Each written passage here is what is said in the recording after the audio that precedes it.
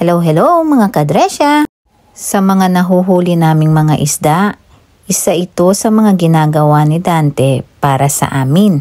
Kapag nilinis na niya yung mga ito ay kanyang idadaing. At yung panahon dito ngayon sa New Zealand ay summer naman, kaya gumawa naman siya ng bilaran. At hindi ito mapapasukan ng langaw dahil ito ay may takip. Hayan naman at tuyong-tuyo na yung mga isda at pwede na namin itong stock para sa darating na taglamig ay meron kaming makakain. Mahal din kasi yung mga nabibili naming mga tuyo dito dahil imported kaya gumagawa na lang kami.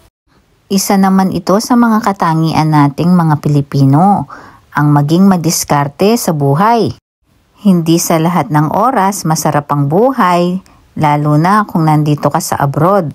Isang kapasalamatan ang nakakahuli kami ng libreng isda dito dahil nakakagawa kami ng paraan upang magkaroon kami ng ulam. Ang mga ito ay biyaya sa atin ng Panginoon.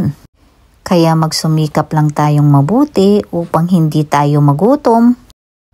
O diba, ready na ito para ipirito?